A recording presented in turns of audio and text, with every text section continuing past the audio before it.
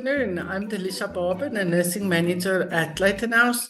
We're going to talk today about what we think we're not and how it affects us. Our beliefs about ourselves shape our reality. We've heard that in many forms. But what do you think you're not? These thoughts can limit your potential. It creates self-doubt. It restricts opportunities. It reinforces negative self-talk that we do automatically. So consider these areas and think where you're lacking. Do you lack in intelligence?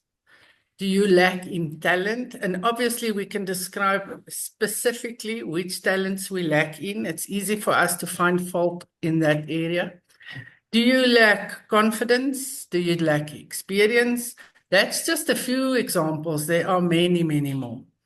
So these perceived shortcomings, and notice the word perceived, because who says?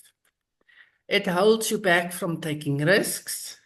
It prevents you from pursuing goals. Just as an example, someone invites you to an evening, this new thing that people are doing, wine and art, or wine and paint, or whatever.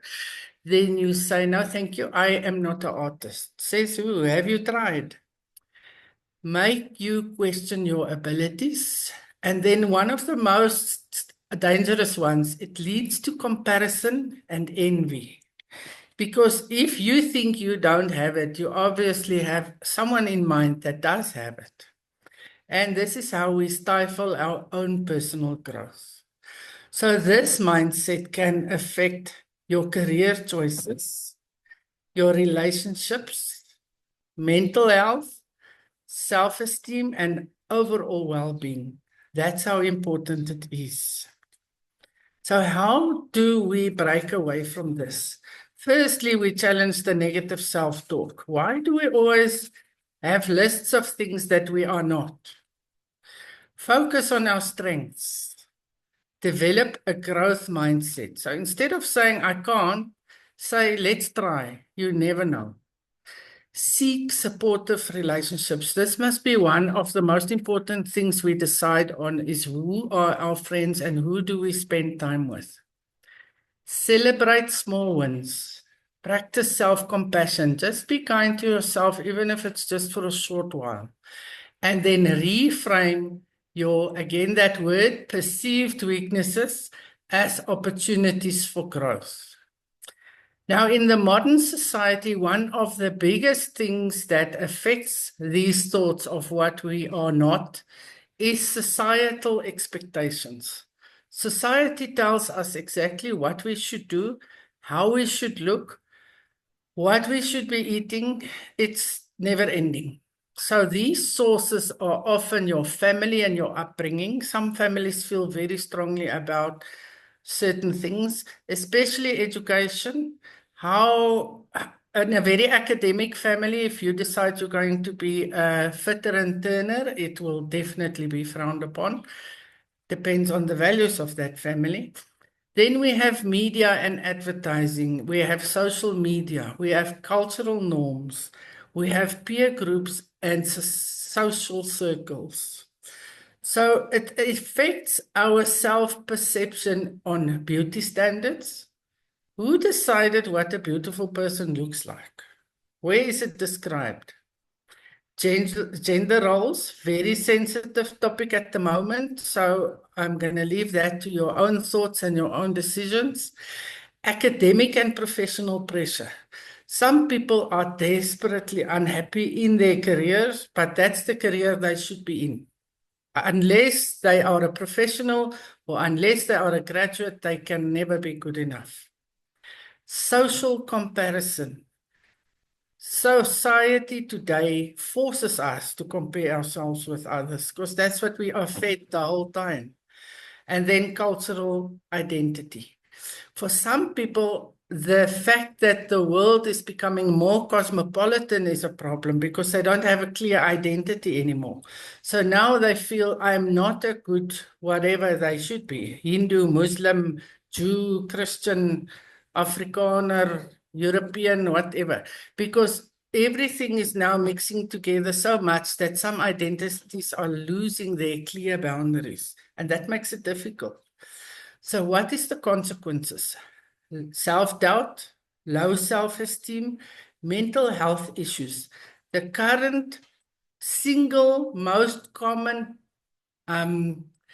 what's the word, disease or diagnosis that's being made by doctors is anxiety and depression. And we do believe that it's overdiagnosed, but there's definitely some form of it that's just very much more common than it used to be.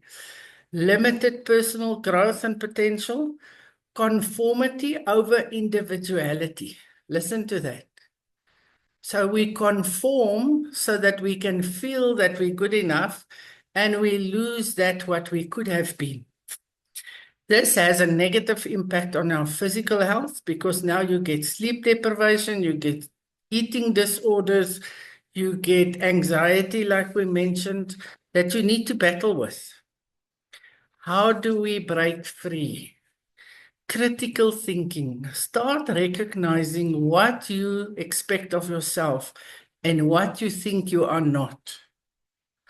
That goes very hand in hand with self-reflection, and look widely for your influences. Don't just look at one kind of person, diversify. Talk to all sorts of people around you, and then choose your role model based on something that you are. Get away from what you are not. Support networks. Surround yourself with positive, encouraging relationships. Mindfulness and self-compassion, and education and awareness. Learn how big society pushes towards certain things so that you can understand whether you want to be involved or do you not want to be involved.